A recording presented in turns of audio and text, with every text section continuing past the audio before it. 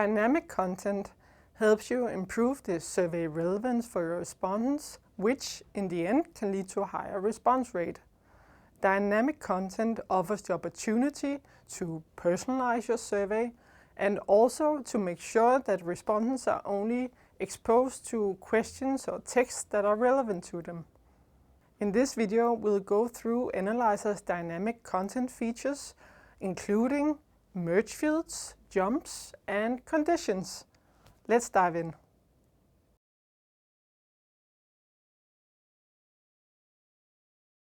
Let's start with merge fields. Merge fields are placeholders that allows you to personalize your survey with information that you already have or information that you collect throughout your survey. The most used merge field is to merge in the respondent's name in the invitation and reminder. This creates a more engaging and personal experience for the respondent. Other widely used merge fields are the names of specific individuals that respondents are about to evaluate. This could be project managers in project evaluations or account managers in customer surveys or people managers in employee surveys. Mentioning these individuals by name helps the respondents to relate to the question and recall their experiences with or perceptions of these individuals. Merge fields also allow you to evaluate multiple things in one survey project. Let's say that you have several webinars that you want to evaluate.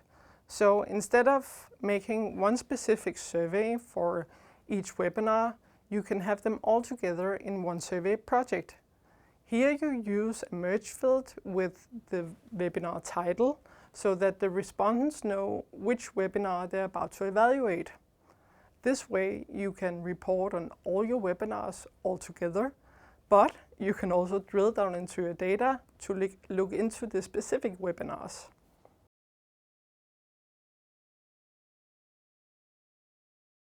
Now let's move on to jumps. Jumps allow you to direct respondents to different parts of the survey based on their answers to certain questions. This is useful when you want respondents to be directed to or skip over specific questions based on their behaviors or attitudes. For instance, if a respondent answers none of the above to the question, which of the following are your hobbies? And then the next set of questions are about the listed hobbies. Then you can make a jump from the none of the above, either to a later question or at the end of the survey.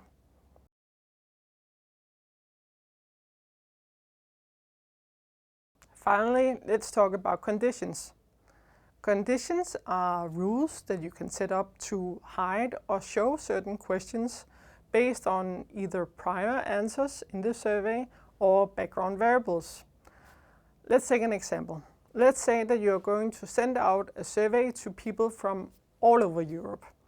But then you have 3 questions in your survey that are only aimed at people from Germany. Then you can use conditions to make sure that only people from Germany see those questions. With Enalyzer, conditions can have 2 different statements, if and if not. If means that if the condition is met, then the question is shown. If not means that if the condition is not met, then the question is shown.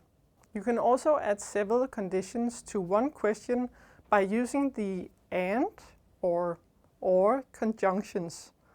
The and conjunction mean that the respondents need to meet all the conditions in order to see the question. I would, for example, use the and conjunction if I had a question that should only be shown to people from Germany and who are more than 18 years old. The or conjunction separates conditions or groups of conditions so that the respondents only need to meet one of them in order to see the question. So to give an example, let's say that I have an employee survey and I have 2 questions about the immediate manager. Then if the respondents answers 1 to 3 on a 5-point scale on either of the questions. Then the respondent should receive an open answer question in order to elaborate on their rating.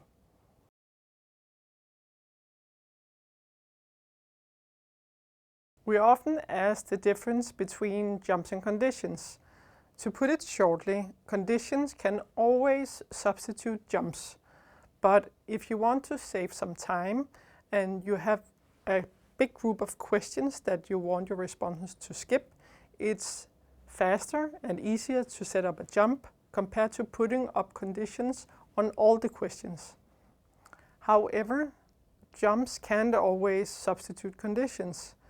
You can't use jumps on answers or ranges of answers on rating scale questions, and jumps can only be used on questions, not on background variables. And jumps are quite simple. If you answer this, jump to that. So if you have a complex survey, I would recommend you to use conditions instead. As a final tip, no matter if you use merge fields, jumps or conditions, I would always recommend you to remember to pilot test your survey before you send it out to a larger audience.